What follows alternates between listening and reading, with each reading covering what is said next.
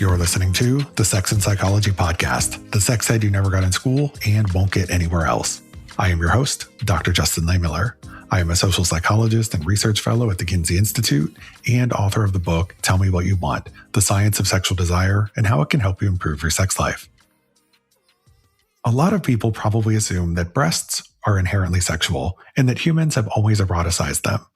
Historically, however, breasts haven't always been seen this way, and even today, breasts are barely sexualized at all in some cultures. So why is that? In today's episode, we're taking a deep dive into the history of the breast. We're going to look at the fascinating story behind when and how breasts became sexualized and how the meaning of breasts has changed over time. We'll explore how cultural practices like wet nursing and the development of infant formula may have played a surprising role in transforming the breast from something functional to something erotic. We'll also explore how social class shaped the way that we experience and thought about breasts, as well as how something as simple as covering the body can change what we desire. We'll also tackle some bigger questions, including why the nipple has become such a cultural flashpoint. My guest is Sarah Thornton, a sociologist, nonfiction writer, and author of 4 critically acclaimed books. Thornton's most widely read book is 7 Days in the Art World, which is translated into over 20 languages. Her latest is titled Tits Up, The Top Half of Women's Liberation, which explores the significance of breasts across radically different social worlds: a strip club, a human milk bank, a plastic surgeon's operating room, a bra design studio, and a feminist spiritual retreat. This is going to be a fascinating conversation that you won't want to miss. Stick around and we're going to jump in right after the break. Do you want to learn more from me in the form of an online or in-person course? Become Sexceptional by getting certified with Sexual Health Alliance, where you can learn from yours truly and a number of top sexuality scholars. Each year with Sexual Health Alliance, I teach courses like Fantasies Around the World, as well as immersive study abroad classes in several exciting countries. Join these programs and become a certified sexuality professional at the same time. From sex therapists to sex educators, sex coaches to sexologists, Sexual Health Alliance streamlines your path to certification while allowing you to learn from leading experts in the field. Most importantly, you'll gain the knowledge, skills, and credentials that you need to excel. Become Sexceptional and connect with world-class experts and an engaged community of sexuality professionals from all across the globe. Start your path to certification today at sexualhealthalliance.com. Hi, Sarah, and welcome to the show. Thanks for having me, Justin. I'm thrilled to be here. Well, it's a pleasure to have you here, and I'm looking forward to chatting with you all about breasts today. So to start broadly, breasts serve a clear biological function. By producing milk, they play a central role in reproduction. But at the same time, they're also one of the most sexualized parts of the body. So let's talk about how they became sexualized. Something you discuss in your book is how breasts seem to become more erotic when women started using them less for feeding. And you tie this to the rise of wet nursing among French elites many centuries ago. So can you walk us through that? How did that change the cultural meaning of breasts? It is very interesting that this is long forgotten, especially in America. So forgotten that there have been many attempts, mostly by male biosociologists, to find evolutionary reasons for their own erotic interest in women's breasts. But going back to the Middle Ages, and certainly prior to the French Renaissance, breasts were not highly eroticized. They're a sensitive body part, but they were used kind of nonstop for feeding infants. If you think back to the days prior to contraception, other than abstinence, there was a lot of birthing and a lot of breastfeeding. And if a child wasn't breastfed, they died. The survival of the human species was dependent on lactation and on nursing. During the French Renaissance, amongst royalty, wet nursing came into fashion to the degree that not only did queens and princesses and noblewomen not breastfeed, but farmed feeding out to wet nurses, but even the mistresses of royalty were not encouraged to breastfeed. So there are fascinating paintings commissioned by French kings of their mistresses, their young mistresses, with lofty, perky, unused breasts. And in the picture, you will have the kind of slightly downtrodden midwife with her very heavy dugs. It's an interesting depiction of beauty and what's perceived to be a lack of beauty, alongside kind of bragging about one's illegitimate offspring, is almost a genre in French Renaissance painting. France was always the place where wet nursing was most popular. And through to the 19th century, nursing became so déclassé that even like shopkeepers would send their children out to Normandy and Brittany to be nursed kind of in these like nurseries, so to speak. There are interesting studies that show that the death rate amongst these infants completely correlated with agricultural cycles and the degree to which that farmhand, that woman, would be better paid to be out in the fields or better paid to be at home nursing.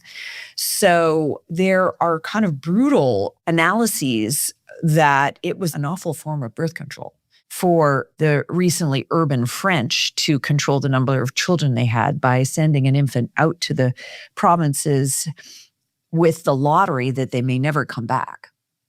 So wet nursing was much more popular in Catholic countries, interestingly. I think partly because the focus was on the sheer number of children you could produce. And obviously lactation is a form of unreliable, but a form of contraception and slows down the gaps between children.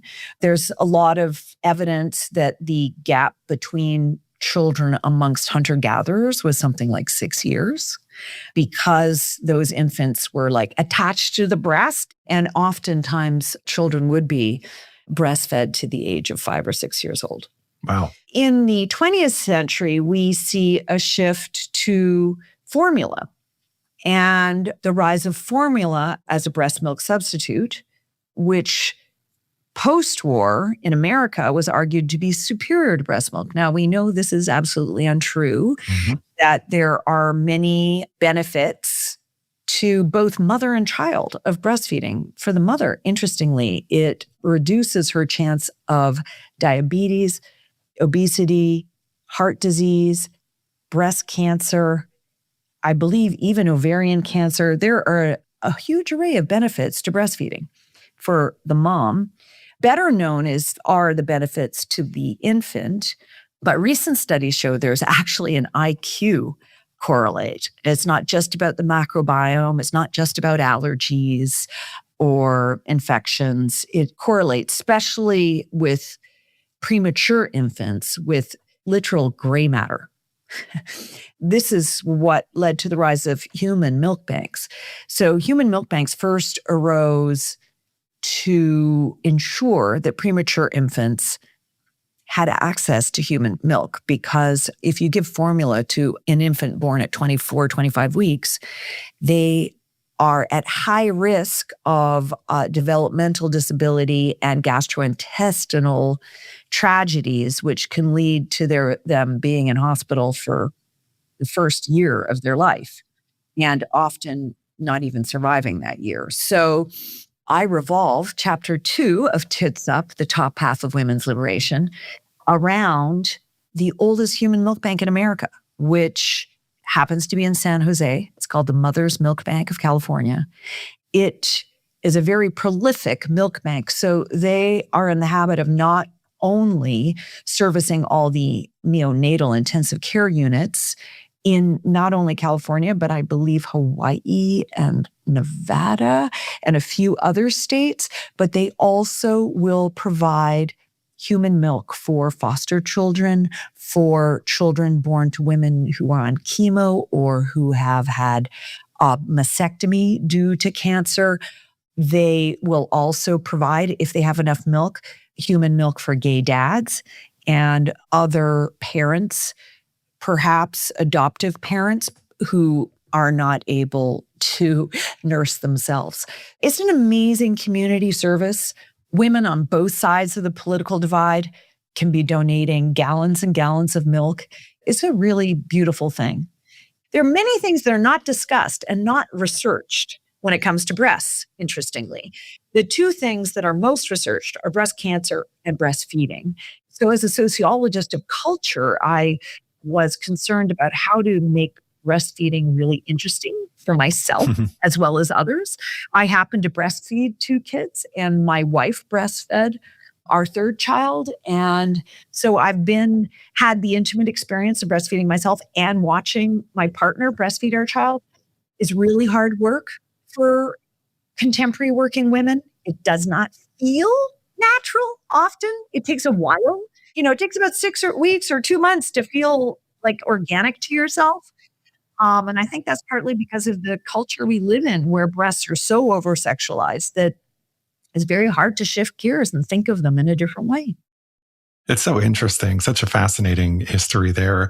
And, I think going back to this sort of decoupling of the breast from its functionality in terms of reproduction and how that contributed to the eroticization of them, we have the French to thank for a lot of things. I did an episode a little while back with Rachel Hope Cleaves, who wrote a whole book about the restaurant and how its origins were in France. And it was a place that men didn't just go to eat food, but also to have sex, right? And so the whole concept of the restaurant is something we can also attribute to the French. But anyway, when it comes to like this decoupling of the breast from its reproductive functionality, historically, not everybody had the option or the ability to, say, hire a wet nurse. And so how did this also like intersect with social class? Like, I believe you mentioned some statistics that Alfred Kinsey himself found in like the 1940s, finding that the breasts seemed to be something that people focused on more in terms of sexual stimulation for those who came from higher social status or wealth. Is that true?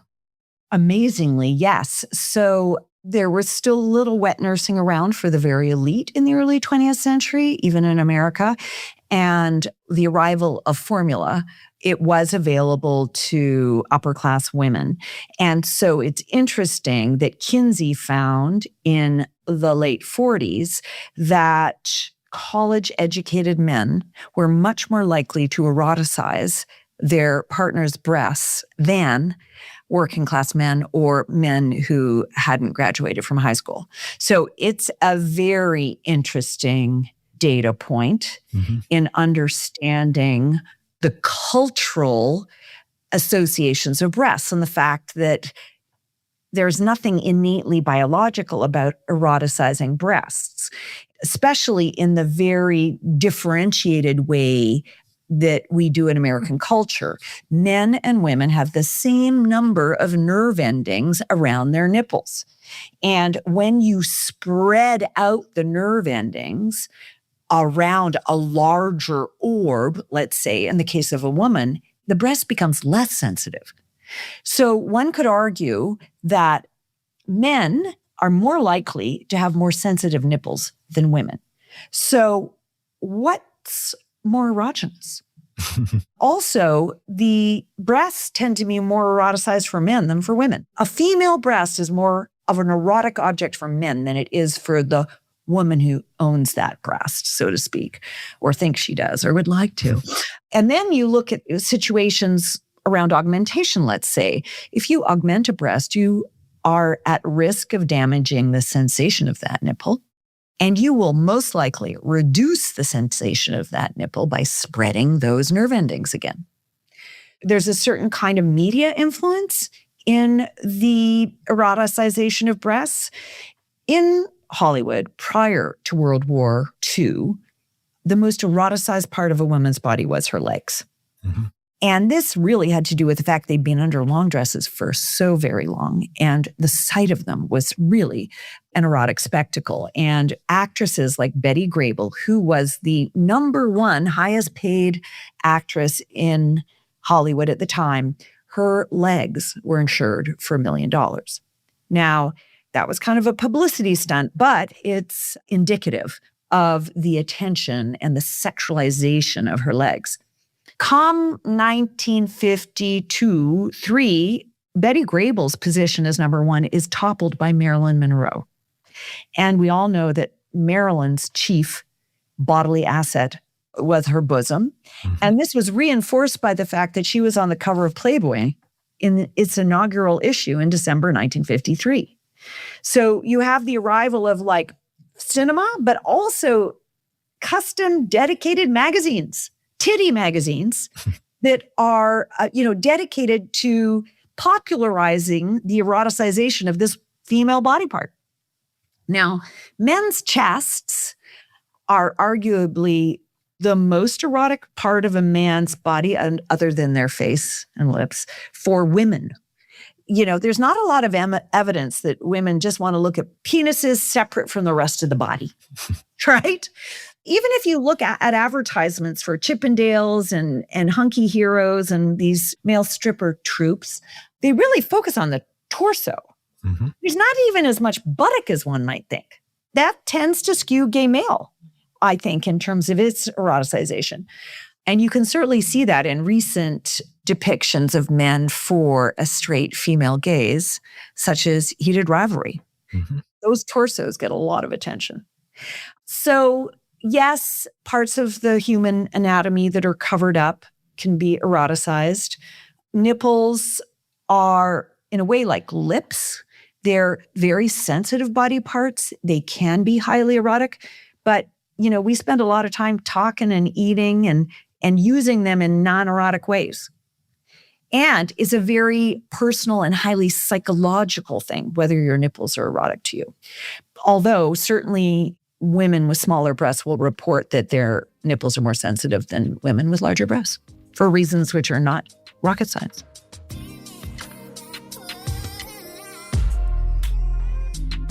Mother's Day is coming up, and I've been thinking about how hard it is to actually thank the people who create a sense of comfort in our lives, sometimes in ways we don't always notice or appreciate every day. One of the things I love about Cozy Earth is that they really focus on that idea, comfort in the small, unseen moments. Their robes, for example, are designed for those in-between times, like early mornings or winding down at night. They're incredibly soft, with thoughtful details like deep pockets and adjustable ties. And their slippers are the same way. They're plush, breathable, and just the kind of comfort that you want to sink into at the end of a long day. It's the kind of gift that isn't flashy, but it's something she'll actually use and appreciate every single day. And Cozy Earth stands behind it too. They offer a 10-year warranty, which tells you a lot about the quality. So if you're looking for a meaningful Mother's Day gift, head to cozyearth.com and use my code Justin for an exclusive 20% off. And if you get a post-purchase survey, make sure to mention that you heard about Cozy Earth right here on the Sex and Psychology podcast. Because home starts with mom.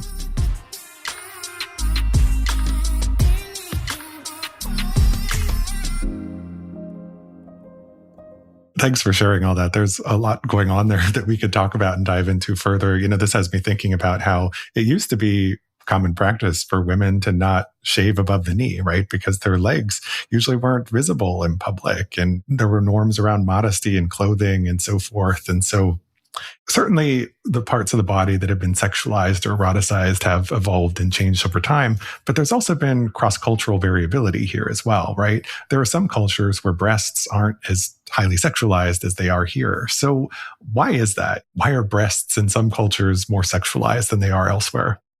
The places where you have the most highly eroticized breasts are Europe and all of the Americas. And in Africa and Asia, they are much less eroticized. And I think that has to do with cultural reasons.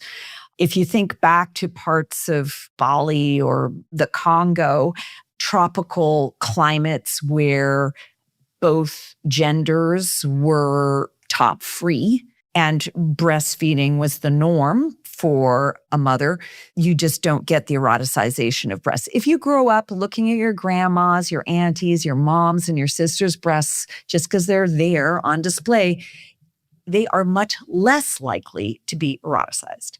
One could say that the Christian tradition, which, as we know from the Garden of Eden, had an ideology of covering up that led to a lot of shame around our animal selves.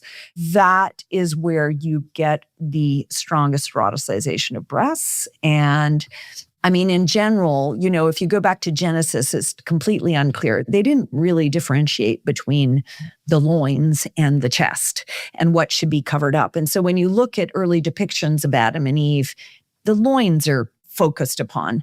After the Renaissance, especially in Europe, you get this modesty move where, Botticelli's Venus is kind of half covering her breasts with her hand or her hair. And so you get different kinds of depiction arise around that. And men's and women's chests are treated less equally, if that's the right way to couch it.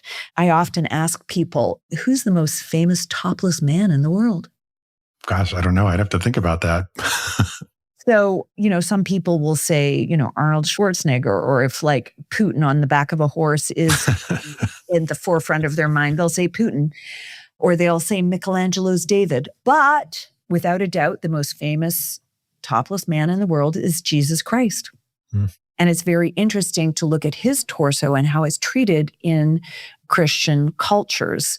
It's a mark of his humanity. It's a mark of his universality.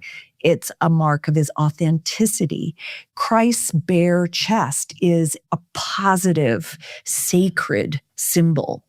And then you have the relegation of women's torsos and women's breasts to the category of the profane. For me, that's a very deep symbolic system which suggests that our bodies are not equal.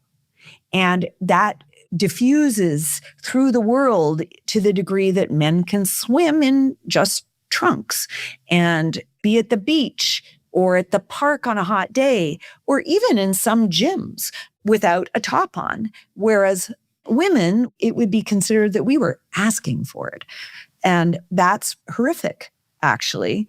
That, if our breasts are displayed, if our chest is displayed, we're not only doing something that's indecent and profane, but we're actually inviting violence, potentially. It's a very skewed system of thinking.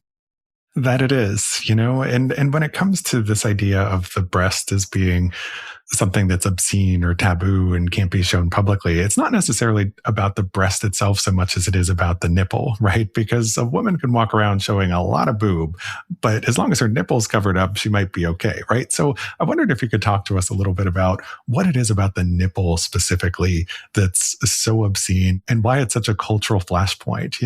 I think also, as we were talking before the show, you mentioned that in some areas, the nipple is actually classified under the law as genitalia, right? Which is, telling of kind of how we think about it.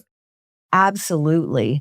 Well, when I started this project, I was aware of Free the Nipple as a campaign, and it was really unclear to me whether it was a significant women's issue, a real issue of human rights, or whether it was kind of superficial and trendy and for young, perky people.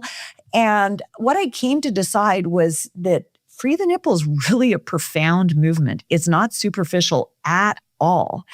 And it is interesting that the nipple is the touchstone, the trigger point for anxiety around the breast.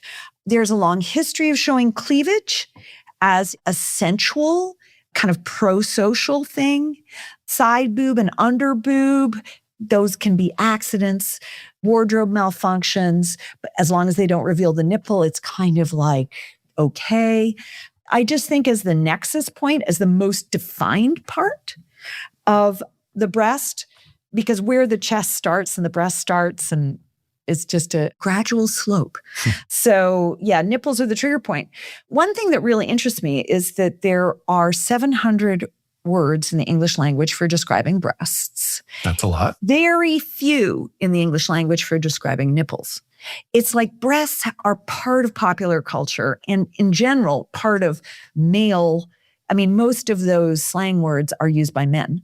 So you can even ask a high school student, you ask a guy, high school junior, like what he likes to call these things on women's chests, and he'll rattle off, hooters, tits, bazungas, melons. Honestly, have a load of fun with it, grinning, smirking, really enjoying himself. Then you ask a girl of the same age in high school what she calls these things, and she'll say, boobs? Like in an embarrassed way. And it is true. In America, white women tend to use only two words, breasts or boobs. And Black women, breasts and titties. Why is it that women have kind of pulled back into an area of shame where they use two words to describe their own body part, and men and boys are happy to use a plethora of words? I think it's indicative of who is defining our chests and who thinks they own them. Mm-hmm. Even the feminist movement, the women's movement, has ignored chests for the most part. They've focused on vaginas, wombs, and uteruses for very good reasons. But I think now in 2026, it's worth having some consciousness raising around the chest in order to think about how kind of patriarchy has invaded our every pore, how we've kind of embodied it to the degree that a lot of women will dismiss their own chests as dumb boobs, as something kind of profane or irritating or embarrassing. And the fact that in English, we use this word boobs, which basically means idiot. We talk about booby traps and booby prizes and the boob tube. It is not a positive word. It is a very dismissive word. And there's a long history of associating the beast of womanhood with a lack of intelligence and breasts, and positioning men in relation to the divine as a superior Homo sapiens. There's a very interesting history that I talk about in the book, Chapter 5, Holy Memories, where science and religion kind of collude in a certain kind of way through Carl Linnaeus to position men as the wise ones, made in the image of God, Homo sapiens, and women as mammals. And it's really interesting. These two words were coined at the very same time in 1758 in Carl Linnaeus's magnum opus, which is a taxonomy of the animal world. And so an amazing historian called Londa Scheibinger, still based at Stanford, wrote an award-winning essay way back in 1993 that I kind of dug out of the archives. I was shocked that we all hadn't had to read it. And it's called, Why Are We Called Mammals? Why are mammals called mammals? The key question for her was, why in a world where men are the measure of all things, where men name things, where everything relates to the male form as the iconic form, why were this whole category of animals, mammals, named for the conspicuous mammary gland and lactation function of women? And it was strategic. Linnaeus was a Lutheran, the son of a pastor, meant to inherit the parish. He didn't want to. He became a doctor, but still God-fearing, so to speak, came up with a system that would appease the church and make sense of what he was seeing in the animal world. So he came up with Homo sapiens for men and mammals, basically covertly, for women. So interesting. It's fascinating. And the degree to which it's not part of a critical revision of history or critical revision of science. The term Homo sapiens gets thrown around and mammals gets thrown around. I mean, most histories of Homo sapiens, from, frankly, extremely readable and wonderful books like Yuval Harari's histories, they are really histories of men. They tend to see the essence of humankind in terms of warfare and competition, not the essence of humankind in relation to nurturing and community and collaboration, and a lot of the things that mothers are forced to do in order to bring up their children in all cultures. Well, this has been absolutely fascinating, Sarah. I learned a lot about breasts and their history and why we eroticize them, and I'm really looking forward to continuing our conversation in the next episode. Thank you so much, Justin. So thank you again so much for your time. I really appreciate having you here. Can you please tell my listeners where they can go to learn more about you and your work and get a copy of your book, Tits Up?